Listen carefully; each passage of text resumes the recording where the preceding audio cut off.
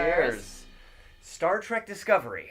Now, for some people, this is a huge deal because for over a decade, there has been no Star Trek on television. And from 1987 straight through to the 21st century, there was at least one, sometimes two Star Trek shows on. Were there also movies in between? Or there no? were movies. Right. There were a lot of incredible things happening for Star Trek. Just and then so they you guys all of a sudden know, ground to a halt. You're going to have... Matt is going to be doing most of the... Matt is knowledgeable beyond, existence when it comes to things like this. I have an embarrassing amount of information about Star Trek in my head. And I'm not embarrassed about the lack of information that I have. I am proud of my ignorance. How about that? How about that? How Dade County of I was going to make the same joke. Poor Dade County. Fucking hell. Yeesh. Oh, boy. All right, okay. and we're also aware that there's a drinking game happening on YouTube. Yeah. Every time we take a drink, you take a drink? That seems to be like a pretty fun game. Now, who was that that was saying that? Oh, I don't Do you even remember the name. I'm sorry. We were talking about saying a shout out to you. I can only have so many things happening at once on We here. are not this capable yet. Sorry. But yes, every time we take a drink, you take a drink. I'm going to be taking a lot of drinks. Sounds like fun. Yeah, it's the only way you made it through watching Discovery. I had to do this in 10-minute intervals. And about every 7 minutes, I'd send this one a message like, is this a cold read? What was the first one I sent? Oh, no, what was the other one? I was like, I feel more emotion from shit I find under my fingernails than I do from these actors. So, needless to say, one of us, not a huge fan. Not a huge fan. Now, going into Star Trek Discovery, and let's do this, we're going to do this spoiler-free at first, and we'll let you know before we get into, you had better have seen the first 2 episodes. Is anybody going to watch this? Is anyone going to watch this? Well, funny enough, in the States, episode 1 aired on CBS. Yeah. And episode 2 did not.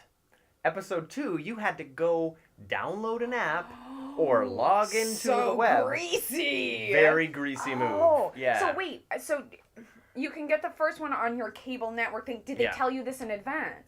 There was a lot of messaging in advance, but ultimately, until you're watching the show and they unceremoniously get to a terrible point in the episode to say, hey, now go online, sign up. And that CBS... is so tacky. It's super tacky. Oh my God. But CBS had a record number of signups. So, in a way, it worked. They had almost 10 million people watch it. Yeah, but that's like holding someone hostage. You shouldn't have to hold someone hostage to do, No. I feel like afterwards, once the people saw also what they just were like, oh my, holy shit, oh my God, there was no, as far as I'm concerned, there was no payoff. So I feel like, again, they probably felt a bit like bait and switched and duped. And I would have. But I feel like people. This is the lengths they go to now, eh? That is fucking rough as shit. It's a pretty rancid move, I gotta say. The fact that they showed half of it first was pretty lame. Too, that they wouldn't do any press stuff first. Yeah. So we should talk about that. So that also impacts the fact that we're talking about this. This 6 days after half an episode or whatever when it's a 2-parter. Yeah. So talk to them about that. So an embargo is basically something put up by the production company. It's an agreement made between the creators of the content and the press.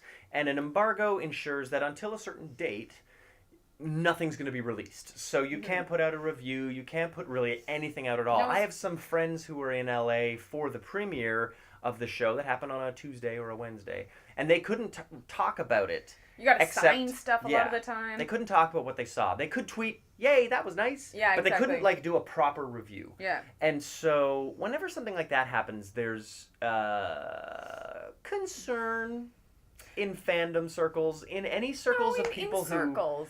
Well, in anyone general. Anyone who follows this pattern knows that when there's an embargo, you get a crap movie like Fan Four Stick most frequently. But there were all kinds of, theories that the reason there's an embargo is because fandom really needs to see all of it. Critics might not get it. Fast forward to now, if you go on to Rotten Tomatoes, it's got like a halfway decent 80s rating from critics. It's like deep in the 60s from the audience. But again, so that actually was way off. The critics would have given it a pretty decent review compared to what, everyone else did. You know how I feel about, manipulating the press? Yeah. But, the way it manipulated what was released was by trailer.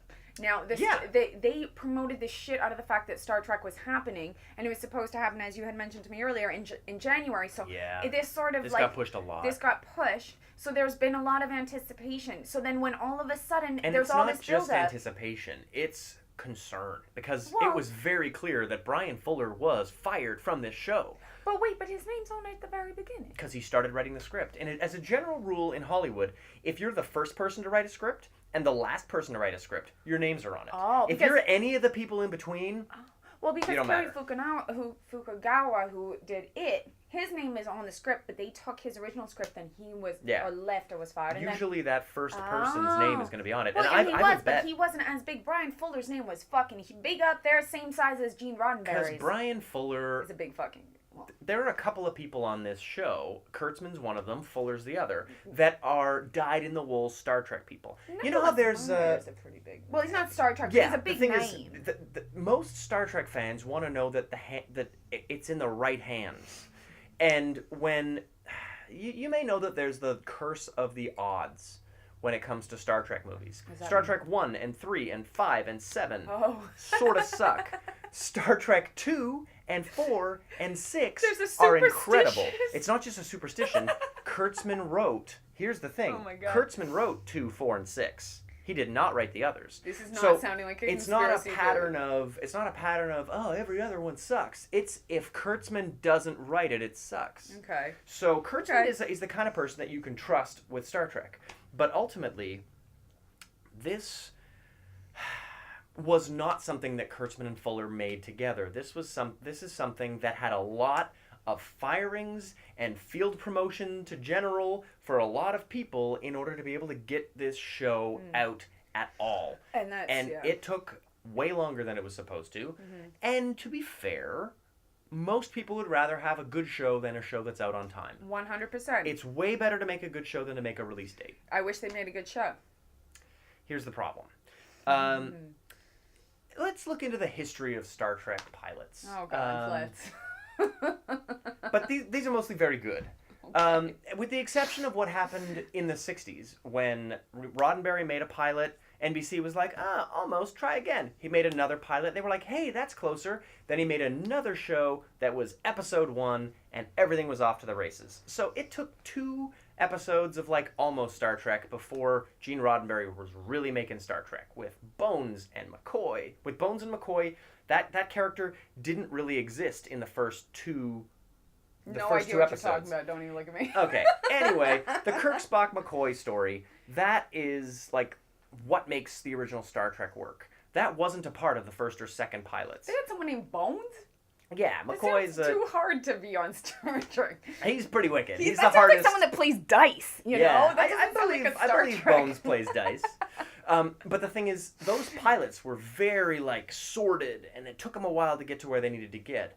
Then fast forward 20 years, and you get to Encounter at Farpoint, the Next Generation's pilot, and that's an episode that. Oh, the name of the episode's Farpoint. Is Encounter at Farpoint. How the fuck do you remember those? The shit I can ramble off about Star Trek is ridiculous. You are a wealth of Star Trek knowledge. It's Farpoint, Emissary, Caretaker, Broken Bow, and now the Vulcan Hello. This is unreal. But the pattern of Star Trek pilots is that at the very end, you get kind of a let's see what's out there kind of a vibe. Like there's a mission statement.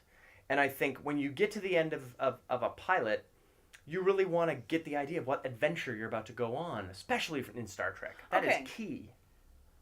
Mission statement of Discovery. Is this going to be a spoiler? Oh, shit. I have no idea. This shit sucked. Okay. I don't know. So let's talk about how it ended a little bit later. Let's go into... Wait, hang on a second. Mm-hmm.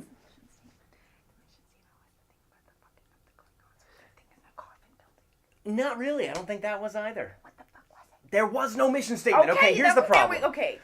That's a spoiler. It's not a spoiler to say that this show breaks the mold in that at the end of it, there isn't some wondrous, yes, this is the show you're about to see. In fact, this star swipe thing, this hand thing, isn't this the thing that people love about Star Trek? Isn't that what people love about Star Wars?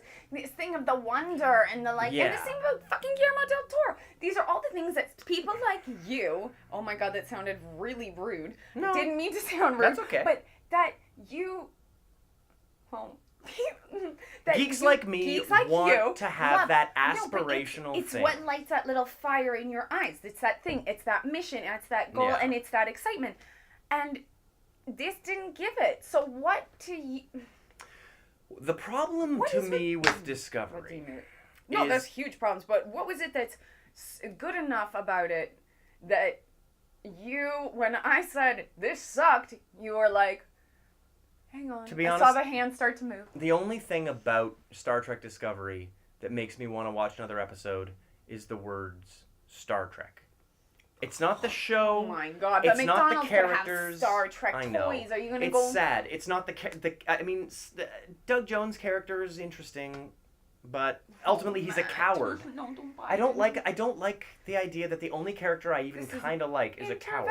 Intervention. Yeah. I feel like you can't just buy into it because, like we were talking about before, with the Orville and then with this, what they're counting on is or Dark Tower is people just buying into it because of the name. They know they have a built-in audience. Yep. But if that built-in audience continues to participate in horse shit, they will continue to feed you horse shit. Don't let them do it, Matt. Now here's Guys, the thing. Here's the thing. You Star understand, Trek. right? Star Trek is something, and like proper Gene Roddenberry Star Trek is something that the world benefits from. When we can watch a depiction of ourselves in the future as people who got past the petty squabblings of North Korea and the Orange Man in the States. But they did get past it. We did. That's the thing. But the squabbling. That's the problem with Discovery. Oh, it wasn't like this in the other ones. In every other Star Trek, in fact, often in the pilots, they're discussing who humans were and what humans have become. Oh. This idea of getting better than we are in the 20th and 21st centuries is core to Gene Roddenberry's belief in Star Trek. Because this seemed real dog eat dog. Like, Yeah. people on their own Starfleet ship, whatever it is, are trying to kill each other and do this all sorts of shit. And I'm all for killing each other, but that's not Star in the Trek. sense of this. And I was like, it's got a dark tone, but not one that I even appreciate. Gene Roddenberry had a very specific rule. I thought it was sort of almost like a Red Rover kind of thing in a sense, and this didn't have any camaraderie to me. No. And I felt it was also quite mean-spirited. Yes. Which I thought that Star Trek is not. supposed to have heart. That's right? the thing. Gene and that's what Roddenberry you had a guys very always like about important this rule. shit. It's got heart, and this felt quite mean-spirited. Yeah, Gene Roddenberry has a very important rule, and it's that the crew of the ship are a team. They're always on the same side of a particular battle. And the problem with Discovery is that it's just seeded with argument and mutiny, like big time clashes. But you know what? If and only that the doesn't actors... happen with the bridge crew. No, and if only the actors, though, could handle that task, then it might be interesting. Then you might have something. But there are beautiful moments in the history of Star Trek where that's happened. Sure, but not... You look at an episode like Measure of a Man, where... what year? What? This would be 87, 88. Holy fuck. An episode like that where Riker and Picard are on two sides of a brutal... Riker is William Shatner? No. Riker is the guy with the beard. Okay, you probably don't know Riker. And then... Oh, wait, Picard is the blue bald guy. No, Picard's the bald guy. Oh, that's Patrick Stewart. Yeah. So Riker and Picard are on opposite sides of an argument over whether Data is property or alive. Data is the blue guy. Data is the yellow guy. You can't see. No, his skin is actually yellow. Oh my god. No, he's an android. He's yellow. Oh my god, Amy, no. Have another drink. Okay, so the thing about Star Trek is that team, that core group, needs to stay together. And I think it's probably time to get into spoilers. We've been at this long enough. Let's let's get into spoilers. Okay. Okay, so spoilers begin now. We are 16 minutes in. Spoilers start. You can kind of tell by the credit, I'd say, when Michelle Yeoh is given a special guest star, that her character is not long for this world. And so her character dies. Yo, they like from the minute it started, they Yeah. were trying to kill her off. It was pretty obvious. And so the sad thing about Michelle Yeoh's character is that you kind of can't describe her. What was her name? Philippa Georgiou. It's a Greek name, which I think is really cool that they gave an Asian woman a Greek name to be like, hey, 400 years from now, that's how this works. I think it's really great. They did it in Star Trek. They did it in Battlestar Galactica. And then the other character's cool. name is Michael. Yeah, a woman named Michael is an interesting idea. It's like a man named Darcy, a woman named Darcy. Maybe 400 years from now, men and women are both named Michael.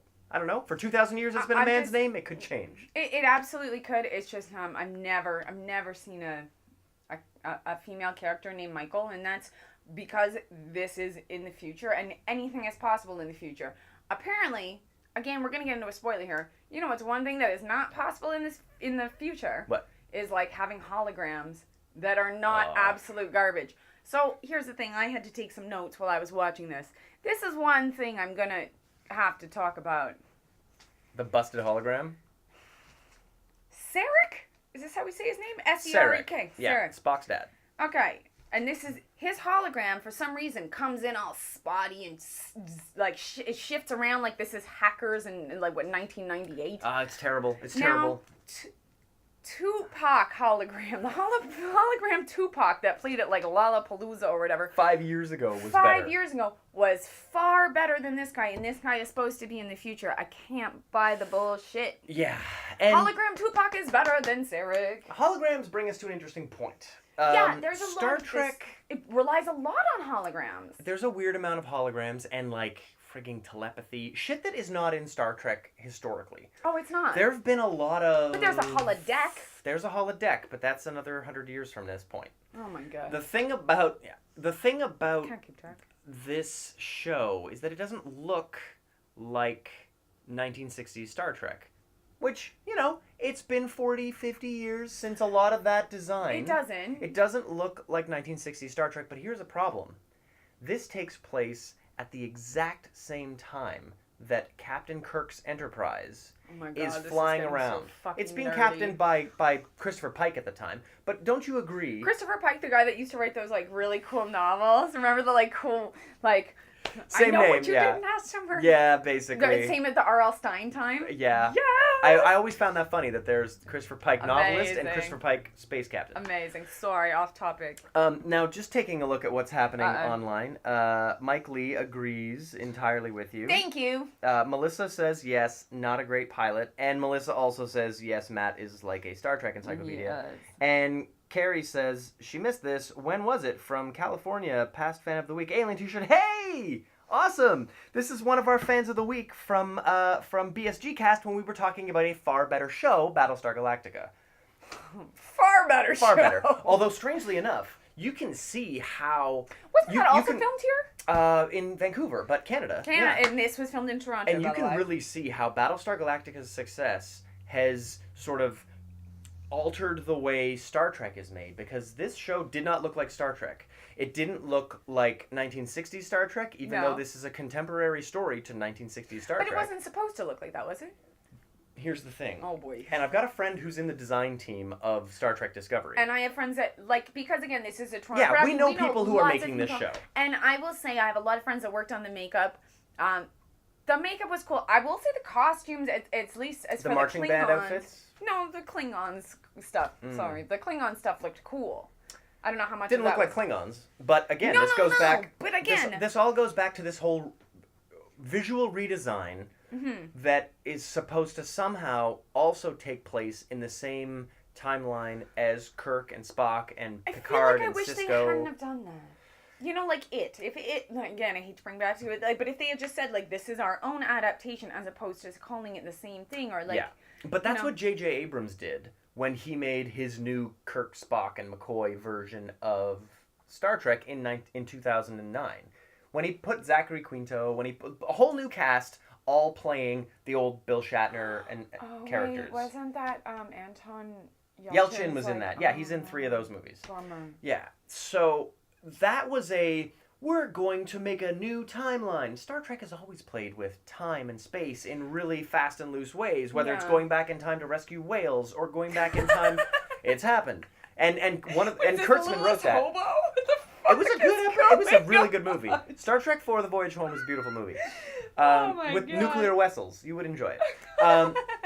There's a moment. There are a lot of moments where they go back in time. Sisko has a great going back in time story. Not that Sisko. Benjamin Sisko, played by Avery Brooks. Very different Sisko. Because I no like going back in time. thongs No dumps like a truck. Oh, God. But the thing is, Star Trek goes back in time and messes with timelines. City on the Edge of Forever. Like, this stuff goes way back. And the fact that they had a really smart way in 2009 that JJ managed to make a new Star Trek timeline where we felt like there was new stuff that was going to happen to Kirk, Spock, and McCoy that we hadn't seen before.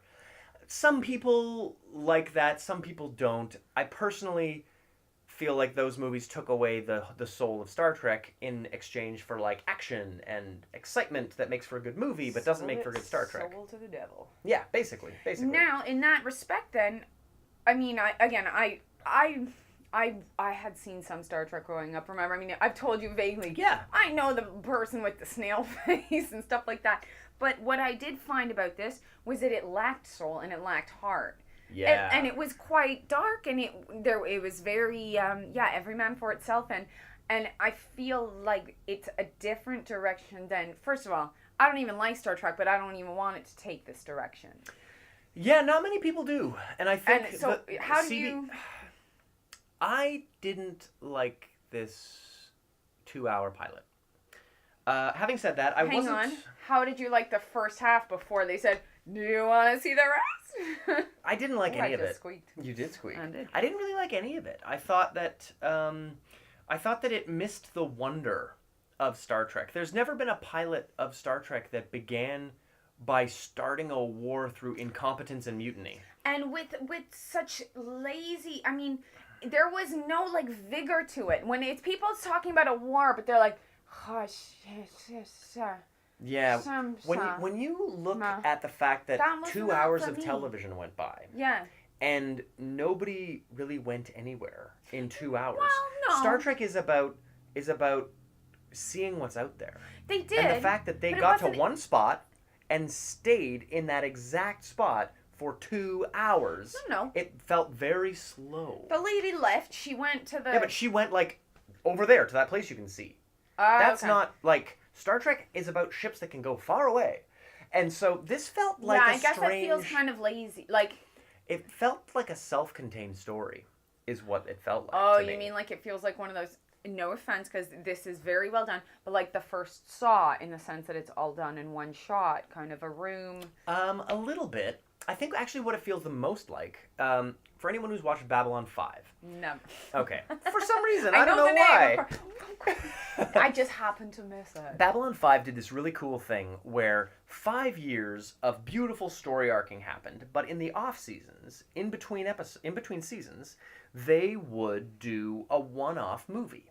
And it would be a movie where they do like 2 hours of a really neat moment in history. And you're like, oh, cool, that's a neat story. So like Bill and Ted's? Sort of, but it's like a moment in Babylon 5's history. Oh. So it's not like Bill and Ted's in that way. But it would go back in time to like, oh, this was a cool moment that this particular story arc discussed, and now we'll get to see Captain Sheridan have like a whole storyline. It begins, middle, and end of storyline. This felt like a Babylon 5 movie. It felt like one story that began and ended, and honestly, if there was not an episode 3, it would make sense. Shitty character, does shitty things, goes to jail for it. End of story. Sure. Like, didn't it just feel like the end of it?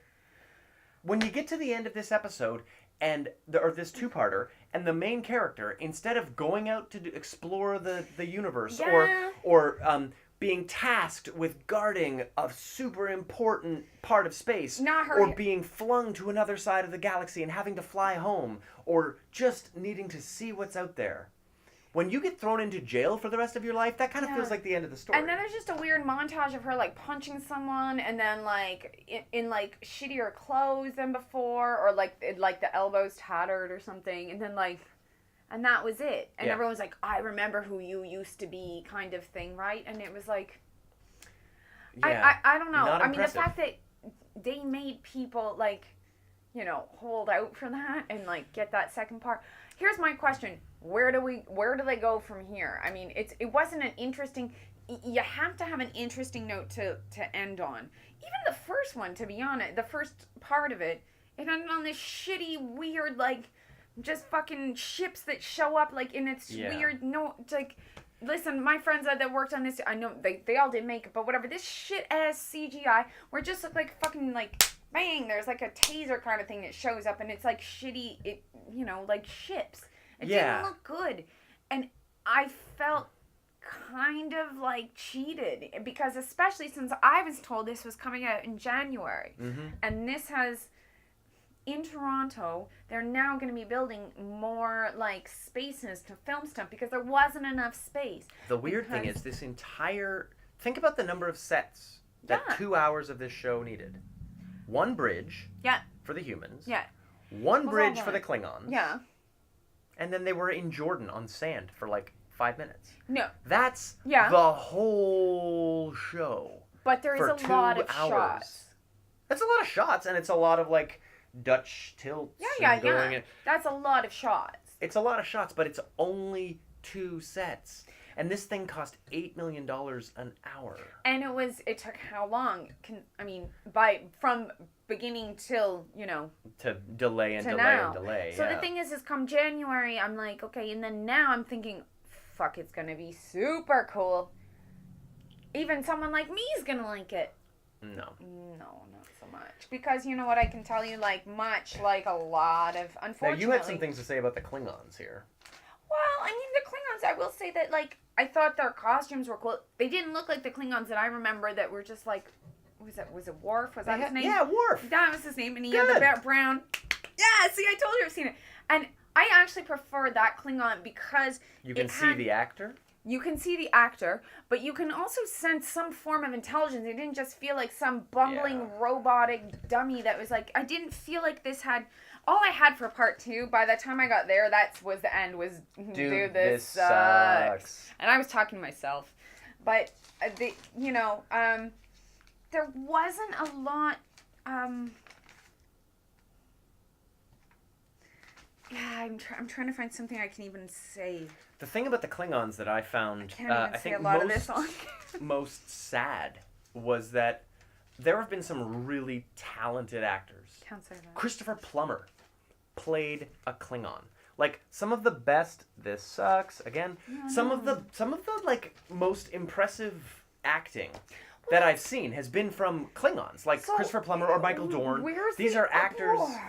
Where's the uproar? Yeah. My God, the internet is full of it right now. Are they? Because I'm one of them. Yeah, like, and especially if you're going to spend 6 scenes with the Klingons, if they're just basically rubber masks with lips, trying to speak through mouthpieces and teeth applications that are just not conducive to acting. It wasn't the Klingons I found so difficult. It was the guy whose name I just have him as looks like a shriveled potato. Vok, the white... The guy on the Federation Starfleet that looks like a shriveled potato. Looks like he's a really hard time talking through his SPFX. Oh, that's Doug Jones. Okay. It was very it looked like... The funny thing about Doug Jones is that I found he was the one who was most effective with his makeup. Oh, sweet baby because Jesus. Doug Jones is Guillermo del Toro's man. Every time he needs somebody to be a super mime, that's the guy. Like, I found that his character was most interesting. His mouth looked like he had the whole thing was ADR. No, I thought Doug Jones was good. I mean, I hated his character, but I thought his performance was cool. I'm not talking about... I felt like it looked like this was... It almost, almost different language. Like, it was... Interesting. Yeah, I mean, the fact that part of his face was covered up and then there was a part of the prosthetic that moved... It moved kind of like a South Park like a little Like a Canadian puppet. in South Park. Oh God, yeah, that was Like kind of that. sad. Yeah. Yeah, I think there are very Oh my God, few... is how many people are hating on what I just said? Nobody yet, but it'll come. The thing that I found about this whole idea of a visual redesign, and again, I have friends who tried to explain this to me. My friend Aaron tried to tell me about how it is a continuity. It's keeping the continuity of the original, what's called the Prime timeline. So what all of Worf and Picard and all of those guys, Kirk, Spock, Here's the all thing. the stories they've had. It's that story. They're just completely visually changing what all of it looks like. You're saying they're trying to get new audience. They are hoping for that. And new audience is someone like me. So Picard and this and that and all this old shit that you're talking about, while I actually know what it is, vaguely, You don't have an emotional connection to it. absolutely not. And the people who are actually getting that audience is the Orville. Yes. Now, So this is like working so much to the Orville's advantage. They couldn't, no PR team and no marketing team. Like, this is, I don't want to say it's dumb luck, but goddamn, whoever is doing the marketing and PR for the Orville, this is just like a goddamn golden goose for you. It is. Here's the this thing. fault is your golden goose. If Star Trek had its shit together, didn't fire Brian Fuller, Didn't fuck him in January. Didn't fuck up with Brian Fuller. if they got this right, they would have had a 9-month jump on the Orville. Absolutely. But instead, they came out 3 episodes in to the Orville, when the Orville was giving people who loved Star Trek the soul of Star Trek, with some like snipey comedy here and there that does fit sometimes and often doesn't fit. But ultimately, Seth MacFarlane loves Star Trek, and he's surrounded himself with people like Robert Duncan McNeil and Jonathan Frakes and Brendan Braga, people who make Star Trek. And so there are more people who made Star Trek working on the Orville than there are on Star Trek. And so this brings me to an interesting endeavor we're undertaking. We're making a new show. Well, And- hang on. Well, I should say Your Geek News is making a new show, because I would Yes. not want to subject Amy to this show. Guys, listen. It's one of the great things about Matt and me is that we are, in a sense, like a yin and yang. We are like really great friends that adore. We're like perfect strangers. Right? We like I'm different like things, but we get Balky along so Bartakamus. well. I just show up at your house and I'm like, hey, in weird clothes, and I show up and I'm loud and I'm weird, and that's what Balky And Bartakamus you usually show up with a horror movie. And I do. But when we talk about, sci-fi, that's Matt's thing, and Your Geek News is really a sci-fi thing. So we're going to be on Mondays, and we're going to start with a little pilot tomorrow. But on Monday nights, we're going to be talking about the newest episode of The Orville versus the newest episode of Star Trek Discovery, and who Literally- out-trekked who. Oh, God. It's that's going to be fucking a dream for me, and I'm sure a bunch of BSG fans and Star Trek What's a fans. BSG, Oh, Battlestar Galactica. Galactica. Got it. Sorry. So there are going to be a lot of people who are going to be in on this conversation, and I'm sure there'll be people who think Discovery is kicking ass, and there are going to be people who think Orville's kicking ass. But we're going to have a panel of Star Trek geeks, just high-end Star Trek geeks, who are going to be talking about where the soul of Gene Roddenberry landed that day. This is gonna be like Paris Fashion Week of fucking Star Trek.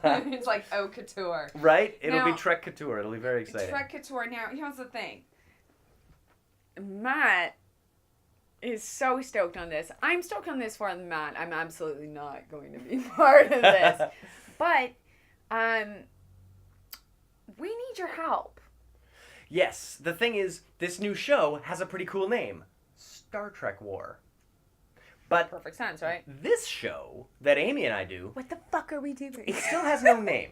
Can you guys help us? It's sort of Your Geek News, but it's also Fear Forever, and it doesn't have a name. Yeah. So we would love it if you guys have any suggestions for what a show that is co-hosted by a phenomenon in horror and a massive geek in sci-fi and comic books, and like I also enjoy horror a lot. I made a frigging werewolf movie. Like, I love... This is how I met you. Yeah, we met each other working on a werewolf movie. So, like, we would love it if you have some idea of what you think this show should be called. And whoever has the best name will get a prize. Ooh, this is the first I'm hearing about this. What's the prize going to be? I don't know. It's either going to be passes to a movie. Passes to a movie, that's promising. Or,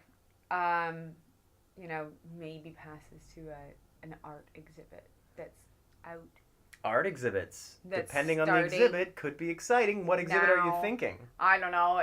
It's got a lot to do with ballroom dancing. And Guillermo del Toro's know Art Gallery of there's Ontario exhibit? someone that doesn't like ballroom dancing. It's a shame. That's me. It could be, Lord only knows. It's like a mystery bag. But if anybody has a really good name for whatever the fuck Matt and I do here, what do we do? We review from very specific points of view. Mm-hmm. We do. Yeah. But at the very end of the day, we agree to disagree, and then we argue about it once the camera's off too. Yeah, and then we'll always go see the next movie together. 100%. That's the fun thing. 100%. Now, I think to bring it back around to our thoughts, really, on boy. Star Trek Discovery. Well, I think mine now, are pretty clear. I have subscribed to CBS All Access. Oh my god. Because I do want to support this show. So from now on, from that first half pilot or whatever, because it's a two-parter. I don't like to call it 2 episodes. I call it a 1 with the 2-part. Often, every Star Trek pilot in our lifetimes has done that. So that would be fair. But never have I heard of this bait and fucking switch, this cheap marketing tactic. It's a rancid move. It's so greasy. But now, so the rest of it, you have to subscribe to this? In order to see the rest of it, it depends what country you're in. Is this the same in Canada? I was actually, that's my next question. If you are in America, you must subscribe to CBS All Access or you can't see it. If you are in Canada, it's on the Space Channel on Sundays. And then if you're on Crave TV, you have to wait 24 excruciating hours to watch it on Monday, which I think is a classless move as well. Very. Because HBO is able to give you a show a minute after it airs. Why can't Crave? Laziness. Yeah, I mean... Probably just laziness. Yeah. So that's the reason I subscribe to CBS All Access. I'm a Canadian, And, but I'm on is that CBS. Why you were bitching about Crave earlier, and you're like, fuck Yeah. this garbage? Yeah, I signed in. I actually got access to Crave so I could watch it, and then I realized, oh wait, it comes out on Monday? Cancel. Because that's... So they don't tell you in advance. Again. I had to log in to find it, and it's embarrassing. So that's what happens if you're in Canada. If you're in literally any other country in the world, Netflix has it. Deep, dark confessions from Matt Campagna. Well, and the cool thing about Netflix having it, and in fact the whole reason the show exists, is because Netflix was willing to pay for the worldwide rights outside of North America. And they paid so much money for it that CBS has their costs to make the show. The production expenses for Star Trek have essentially been paid for by Netflix. So CBS is using this whole Star Trek thing as a way to drive people to their portal, to their CBS All Access portal. The funny thing about this is the last time they tried this was with Star Trek Voyager and Enterprise and the UPN network. Do you remember UPN? The United Paramount Network?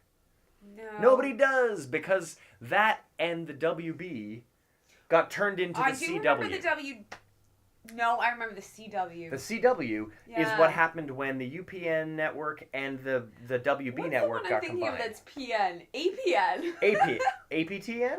The Aboriginal People's Television Network? Very different network. 100%. Although they do have some pretty good content. No, they do, but Blackstone is cool. They've had actually some very... Mohawk Girls is pretty fun. That's the one I was thinking of. It's that one was actually very good. It's a bit trashy, but it's trashy on purpose, and it's really fun. Dope. Sorry, yeah, it's we're fun. off top. It's good trash. Anyway, back to Star Trek. If you get to watch it on Netflix, the cool thing is you can put Klingon subtitles in it. Well, I mean, here's the thing. Right? That's fun. It is, but the thing is that the language itself, what they're saying, isn't much more exciting. The writing leaves a little bit to desired. Yeah. I understand that. Here's the thing. I understand when it's a pilot and stuff. But listen, I mean, I'm so harsh because, like, the pilot for, like, say, Bates Motel was so fucking crazy. We are in a different age for pilots now than but we were this 20, one is really 50 trying to years find ago. its footing because this has a built-in audience that's so critical. I'm not even the built-in audience, and I'm fucking critical. But this thing was all over the map. It was quite muddy. It was quite sloppy. Yeah. I didn't mind the idea of starting off in a war because I don't give a shit about any of these characters but to begin with. But the problem was I didn't feel any fervor. I didn't feel any, like, fire behind it. It felt like a bunch of, like, old men yell at the cloud kind of shit. And it felt like people going through the motions and trying to find their footing. And the whole thing about acting is fooling people into, not fooling, acting, treating, showing people that these are real characters and letting them get lost in it, and I never got lost in this. No, and ultimately the goal of a pilot is to invest you in characters. Well, exactly. And so the fact that there are 2 major characters in this show that die at the end of this 2-hour pilot, and it's like, if you are going to spend 2 hours of my life investing me in everything surrounding this show, not you just cannot 2 hours, kill... but 1 hour with one station and a second one on another network. That's a huge... That's a massive investment. Story, but I have to bring that up again because I find that so despicable. It's a gnarly move. But the fact that the leader that you meet on the Starfleet side and the leader you meet on the Klingon side both don't make it to episode 3 just means that you have spent a lot of my time and blown it out the airlock. Yeah. Because I need to be invested in these characters. I kind of think Saru is an interesting character because Doug Jones is interesting. The one with the potato face. The coward, yeah, potato-faced coward. But the fact that one of these characters, his defining attribute is his cowardice, makes him very much not Star Trek. Star Trek is about boldly going, and Saru wants to boldly get the fuck out all the time. To boldly go where no one has gone. That's it, where no one has gone before. And to come in peace is the thing that the fucking Klingons hate. Here's something that troubles me deeply about the Klingons. Was that in the front one, the beginning stuff? The We Come in Peace? Yeah. Was it? What is that where that started from? No, I mean, that's just a human thing. That's never really been... Okay, because they make it sound like it's a Star Trek specific thing. To someone who doesn't know, they make it... Now, the thing about the Federation... You looked at it like some... No, I was just checking. The thing about the Federation is that, yeah, they do come in peace. And ultimately, 100 years from now, Michael Dorn's Klingon character is on the bridge of the Enterprise. It's a kind of a beautiful thing, because Michael Dorn plays Worf. Oh, yeah. So, the Klingons in the 60s... were sort of stand-ins for the Russians. And so, fast forward to 2017, when Russians have a very interesting part to play in our current political schemings, for some reason, the people behind Star Trek Discovery decided to make the Klingons represent Trump supporters? Did you see that weird thing at the very beginning, too, where they talked about locking arms? Yeah. Too, I was like, I don't know if that was, like, just, again, dumb luck. But I found that shockingly apt for the, like, moment. Well, the fact that they didn't use the Klingons to represent actual Russians the way that they always did represent them, it's kind of a shame because you could have them be working behind the scenes to manipulate a leader at the Federation. Like, that would all be very interesting. No, instead, they decided to do something totally new with the Klingons. Yeah. And also make the Klingons look totally new. And also make the Klingons speak in a more guttural way than they ever have. And design their ships entirely differently. If you want to make them look, sound, and be entirely different, you know what you could do? Call them something else. Make a new alien! Exactly, because to me, even I know what a fucking Klingon is. And it's not that. And it's not this. That's why I was so confused. I'm like, what the fuck is this? I like what it is. I'm not going to lie. But what I don't like it is someone trying to tell me, even me, that that's a Klingon. You know what I mean? Like that. Yeah. No. Well, if you're this is a new thing. If you're trying to get a new audience, give them a new thing. And if you want to give them a new attribute, like I think all the new stuff is cool. In Voyager, they made that coffin shit is dope. Yeah, that love coffin thing was really cool. Super cool. But Well, not Klingon. It's almost like with bees when they build a hive. Yeah. I love this idea. I love it. I've never thought I would say I love an idea about Klingons and Star Trek and whatever. Squandered. But such a waste. Like, it's such a great. The thing is, I tried to like it so hard. The reason I bought a subscription on CBS All Access is because I want. Yeah, a little bit because they made me, but mostly because I mean, this show has been pirated hugely because if you want a particular group of people to go online and pay for your show, they will defy you. Maybe don't do it to the single most technologically advanced group of fans in the world. Yeah. Star Trek fans. Yeah, do it to, like, Real Housewives of Atlanta. Exactly. Or Real Housewives of Orange County. Your Real Housewives fans, they'll do what you say. Bridezilla, whatever. Yeah, but your Star Trek fans are going to reverse engineer that shit and post it on Pirates Bay in a heartbeat. Yeah. So, the reason I chose to pay for it is because I want to support this show. Well, Episode 3 You should always pay for everything. Yeah, I mean, because I work in this industry, I am very specific about what I put money into. For example, when Fantastic Four, that shitty new one, came out, I paid for a ticket for Ant-Man, and I snuck in to see Fanforstic because I did not believe that when Fox just undercuts an artist and hire someone else to come in to make the show for them, that should be supported. So instead, I paid someone else. But I paid for CBS All Access because I wanted this show to have support. Sure, but in a weird way, it's like where I'm saying, like, you can't just support it because it has the two words Star Trek attached to it. Yeah. It has to earn that name. It does. can't just be a copyright thing, like, when you buy a McDonald's plaything because it's got a fucking toy that says it's whatever. Like, it needs to earn the name, otherwise we just keep participating and encouraging shit like this garbage. And maybe I'm gullible, but they've said that the third episode is like their second pilot. And the thing is, this show is called Star Trek Discovery. We don't need a second pilot. Yeah, you should just do the fucking one pilot and it should be good. Second pilot? The last time they did a second pilot, you may remember, was when the show wasn't good and they had to recast the captain. And maybe they're trying to do some meta thing where Christopher Pike was recast with Kirk. But honestly, we should learn from how that didn't work out so well and just make a good first pilot. Or we move on from the first pilot and start to improve on what we did instead of going, oh shit, completely change it. This show is called Star Trek Discovery. If it was called Star Trek Warzone, Star Trek Klingon War, Star Trek Kahless the Unforgettable, if they called it something... Oh, yeah, it's the name of the... The name of the guy Yeah. So if they called it something like that, I would be like, oh, okay, well, hey, it's going to be a fight show. But it's called Star Trek Discovery. And in our pilot, we did not see the Discovery. We didn't see... The USS Discovery is the ship of the show. Oh, shit, that's the name of a ship? And it's not even in the pilot. So I think... Wait. It's the name of a ship. I thought we were just... Discovering what?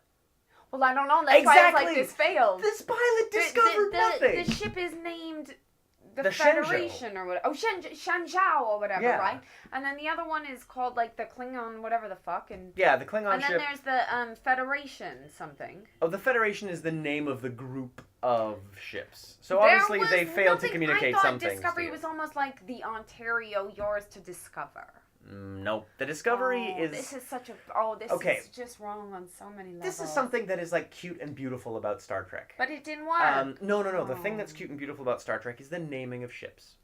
The very first ship on Star Trek was Enterprise. And so, do you know what the name of the very first space shuttle that NASA ever made was? Well, not Challenger. Nope. It was called Enterprise. And so there's this beautiful, like, recursive logic thing that's happening now. Was there a Star Trek Challenger?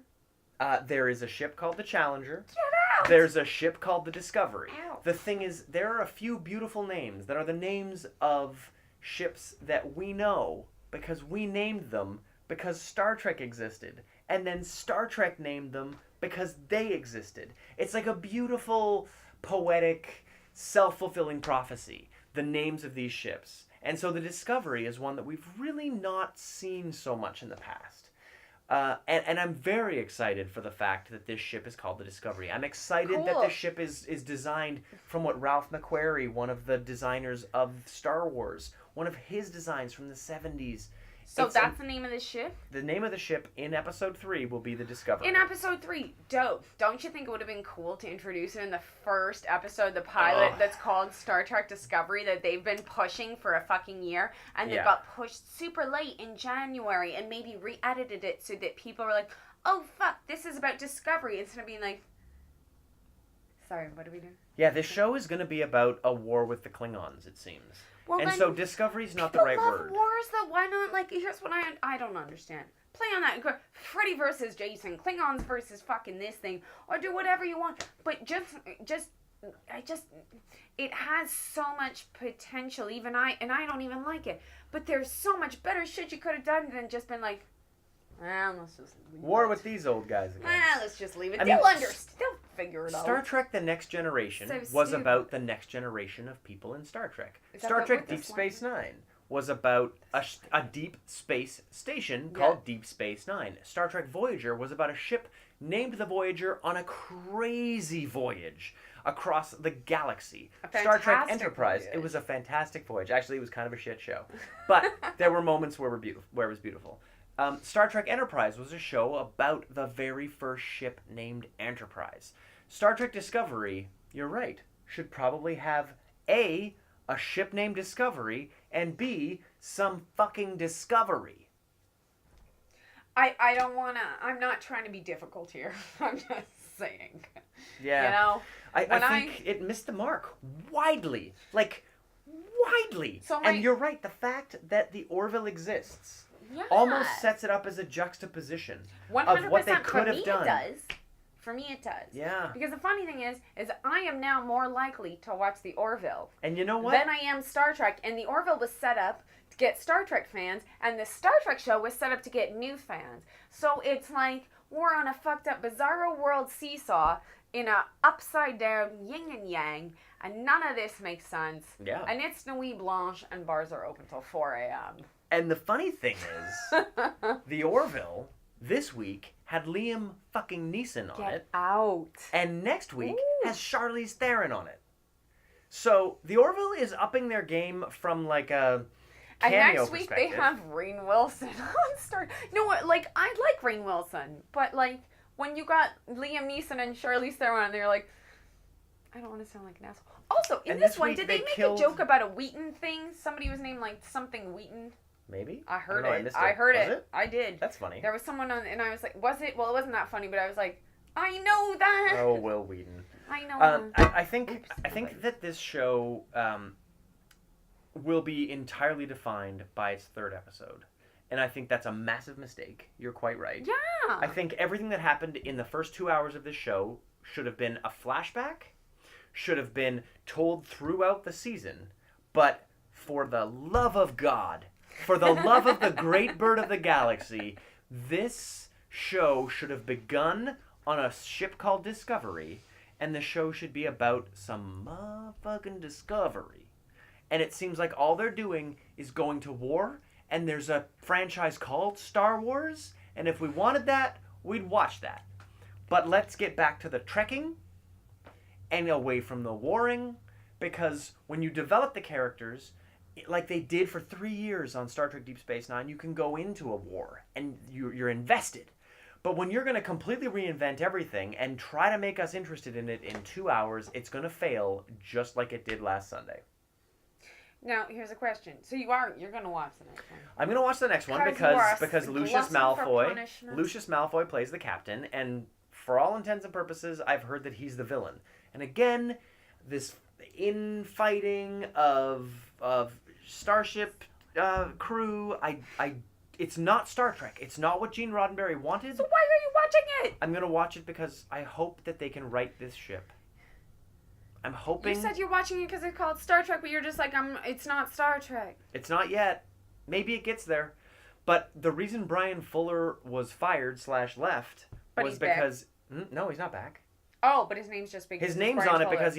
because he wrote some stuff, and then That's hilarious. right now CBS I got is like, tricked oh and I shit, got we better put his tricked." name Yeah. on this Yeah. because then it'll look like he made it. Because Brian Fuller probably watched this episode and was like, oh holy shit, fuck. why is my name on this? I've seen that happen. I've seen scripts get rewritten, and I've seen Oh, the yeah. first person's name still be on it when the second writer did all the beautiful work and the third writer gets the credit. And it's like, how the fuck that works, I don't understand. The the first person WGA did and the something WGC is messed up. really cool, and then the second and third fucked it up. Yeah. And the first person's name is still on it. Like, maybe, Yeah. potentially, poor Brian Fuller, who's like, fuck, I thought It's like the internet, you can't wipe yourself from it. Yeah, and you would really think that Brian Fuller was excited about this, was like ready to make something special. Yeah. And word on the street is that he was exited from the project because he didn't like how it was diverging from actual Star Trek, the way Star Trek looked before, the way it felt before. And I can't blame him for walking away. I can't blame him for holding his ground. It should have been called something completely different. That's the thing. If this was called some generic science fiction show and the Orville was called Star Trek Orville, the world would make way more sense to me right now. But this show that looks like, I don't know, Star Trek. Star Trek, yeah, right? Or Star like Trek. When you space, when you can't pay for space hike. Yeah, you know? yeah. Like it's not Galaxy walking. Journey. Yeah, Galaxy like Journey. there's a reason that Galaxy Quest is called that. Yeah, because It's they can't a Star afford. Trek. There's a reason that theme music isn't the same Yeah. as the regular theme music that Nostalgic everybody knows. theme music. You know, there's a reason that all these things. It's because there's rights to things and they can't pay for it, or even if they could, the people are like, "Fuck no, this is shit." So you put your own name on it, Yeah. and that's it.